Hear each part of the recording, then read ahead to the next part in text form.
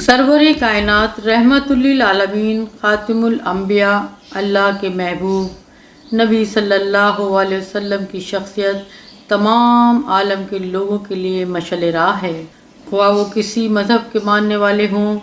کوئی بھی ان کی اعلیٰ شخصیت سے انکار نہیں کر پاتا اور ان کو دنیا کے تمام لوگوں میں سب سے زیادہ بلند اور اعلیٰ مرتبہ دیتا ہے۔ امریکی مصنف ڈاکٹر مائیکل ہارٹ اور ان کی بیوی نے مل کر دنیا کی 100 مشہور شخصیتوں کا مطالعہ کیا جنہوں نے تاریخ پر نمایاں ترین اثرات ڈالے ہیں۔ اس کتاب میں پیغمبر اسلام محمد صلی اللہ علیہ وسلم کو سب سے اوپر رکھا گیا۔ اس کتاب کو مصنف لکھتا ہے کہ محمد صلی اللہ علیہ وسلم تاریخ کے واحد شخص ہیں جنہوں نے اعلیٰ ترین کامیابی حاصل کی، مذہبی سطح پر بھی اور دنیاوی سطح پر بھی۔ محمد صلی اللہ علیہ وسلم نے معمولی حیثیت سے آغاز کر کے ایک عظیم ترین مذہب کی بنیاد رکھی اور اس کو پھیلایا۔ وہ انتہائی مؤثر سیاسی لیڈر بن گئے۔ ان کی وفات کے 13 صدیوں بعد آج بھی ان کے اثرات غالب اور طاقتور ہیں۔ پروفیسر کے ایس راما کرشنا راؤ اپنی کتاب محمد صلی اللہ علیہ وسلم دا پروفٹ آف اسلام میں لکھتے ہیں کہ محمد صلی اللہ علیہ وسلم کے بارے میں مکمل صداقت کو جاننا بہت ہی مشکل ہے۔ میں تو صرف ان کی بعض جھلکیوں کو ہی پا سکتا ہوں۔ کتنے خوبصورت مناظر یکے بعد دیگرے ڈرامائی طور پر سامنے آتے رہتے ہیں۔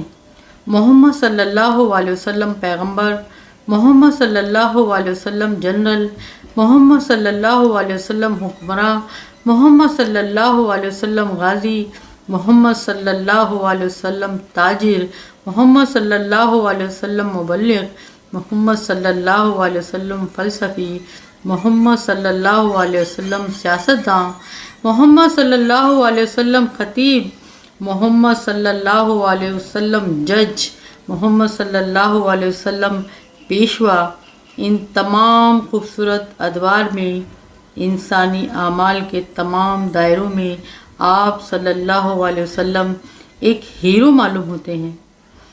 یتیمی کی حالت بیچارگی کی آخری انتہا ہے اور اس دنیا میں آپ کی زندگی اسی انتہا سے شروع ہوئی۔ حکمرانی مادی طاقت کی انتہا ہے اور اس دنیا میں آپ کی زندگی اسی پر ختم ہوئی۔ ایک یتیم بچے اور مظلوم مہاجر سے ابتدا کر کے آپ صلی اللہ علیہ وسلم ایک پوری قوم کے روحانی پیشوا اور مادی حاکم اعلیٰ اور اس کی تقدیر کے مالک بن گئے۔ اس عمل کے دوران پیش آنے والے امتحانات و ترغیبات، مشکلات و تغیرات، روشنیاں اور سائے، اونچ نیچ، دہشت اور عظمت کے دوران وہ دنیا کے امتحان میں کامیاب ہو کر زندگی کے ہر میدان میں نمونہ بن کر ظاہر ہوئے۔ ان کی کامیابیاں زندگی کے کسی ایک میدان سے متعلق نہیں بلکہ انسانی زندگی کے تمام احوال پر حاوی ہیں۔ ایک مثال میں کہا گیا ہے کہ امانت دار آدمی اللہ کی بہترین مخلوق ہے۔ محمد صلی اللہ علیہ وسلم امانت دار سے بھی کچھ زیادہ تھے۔ ان کے پور پور میں انسانیت رچی بسی ہوئی تھی، انسانی ہمدردی، انسانی دوستی ان کی روح کی موسیقی تھی۔ ان کا مشن بھی یہی تھا کہ انسان کی خدمت کی جائے، انسان کو بلند کیا جائے، پاک کیا جائے، تعلیم دی جائے، دوسرے لفظوں میں انسان کو انسان بنایا جائے۔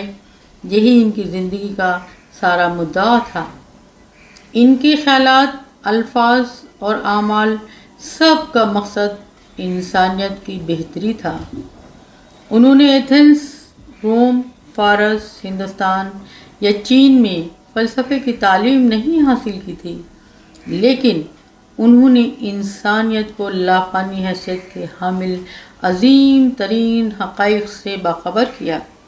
انسائکلوپیڈیا بریٹانیکا کا کہنا ہے کہ محمد صلی اللہ علیہ وسلم تمام نبیوں اور دینی شخصیات میں سب سے زیادہ کامیاب ہیں۔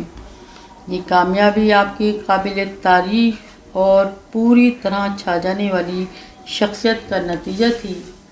प्रोफेसर बासुरत स्मिथ मोहम्मद सल्लल्लाहु अलैहि वसल्लम के बारे में कहते हैं कि वो रियासत और चर्च दोनों के सरबराह थे। वो एक साथ पोप और कैसर दोनों थे, लेकिन वो ऐसे पोप थे जो पोप के दावों से खाली था।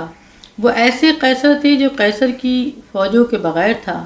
न इनके पास हर वक्त तैयार खड़ी रहने वाली फ़ौज थी, न ज़ाती हिफाजती कारकुन, न ही महल, न कोई मुकर्रर टैक्स की आमदनी। अगर किसी को भी ये दावा करने का हक़ हो कि इसने खुदाई हक़ के ज़रिए हुकूमत की है, तो वो मोहम्मद सल्लल्लाहु अलैहि वसल्लम ही होंगे, क्योंकि इनके पास तमाम इख्तियारात थे, लेकिन तमाम दराए व वसाइल के बग़ैर जिनसे वो इख्तियार हासिल किए जाते हैं और बाकी रखे जाते हैं, उन्होंने ताकत की नुमाइश और रख रखाव का भी ख्याल नहीं किया। इनकी निजी ज़िंदगी भी वैसी ही थी जैसे इनकी आम ज़िंदगी। टॉमस कार्लाइल ने मोहम्मद सल्लल्लाहु अलैहि वसल्लम को नबियों का हीरो करार दिया था।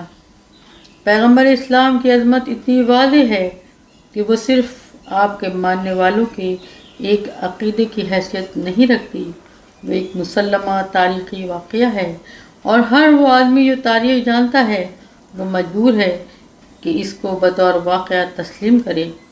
मौलाना वहीदुद्दीन साहब लिखते हैं कि इंसानी ज़िंदगी में जिस तरफ भी देखा जाए, मोहम्मद सल्लल्लाहु अलैहि वसल्लम के असरात नुमायां तौर पर अपना काम करते हुए नज़र आते हैं।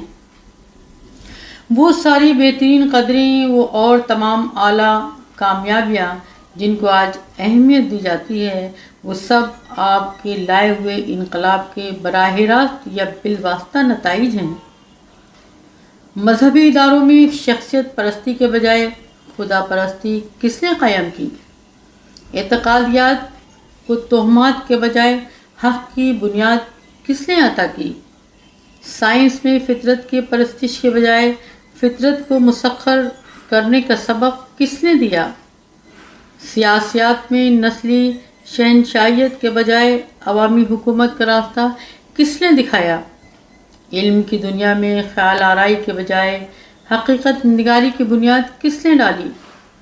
समाज की तंजीम के लिए जुल्म के बजाय अदल की बुनियाद किसने फराहम की? जवाब ये है कि ये तमाम चीज़ें इंसान को पैगंबर इस्लाम मोहम्मद सल्लल्लाहु अलैहि वसल्लम से मिली। आपके सिवा कोई नहीं है जिसकी तरफ हकीकी तौर पर इन कारनामों को मंसूब किया जा सके। दूसरे तमाम अफराद आपके इनकलाबी धारे को इस्तेमाल करने वाले हैं, न कि इसको वजूद में लाने वाले। अल्लाह ताला ने अपने नबी सल्लल्लाहु अलैहि वसल्लम को तारीख़ का सबसे बड़ा इंसान बनाकर इंसानी नस्ल पर अपना सबसे बड़ा एहसान फरमाया है। इस तरह मालूम तारीख़ में एक ऐसा बुलंद तरीन मीनार खड़ा कर दिया गया है कि आदमी जिस तरफ भी नज़र डाले वो आपको देख ले। जब वो अपने रहनुमा की तलाश में निकले तो इसकी नज़र सबसे पहले आप पर पड़े। जब वो हक़ का रास्ता जानना चाहे तो आपका बुलंद मुबाला वजूद इसको सबसे पहले अपनी तरफ मुतवज्जह कर ले। आप सारी इंसानियत के लिए हादी आज़म की हैसियत रखते हैं, इसलिए आपको इतने बुलंद तारीख़ी मकाम पर खड़ा किया गया है कि जब कोई आँख वाला आँख उठाए तो आपको देखे बगैर न रह सके। मुश्किल थे रास्ते आसान हो गए, मुश्किल थे रास्ते आसान हो गए, दुश्मन ये देखकर हैरान हो गए। रखा मेरे नबी ने दुनिया में जब कदम, रखा मेरे नबी ने दुनिया में जब कदम, पत्थर भी कलमा पढ़कर मुसलमान हो गए।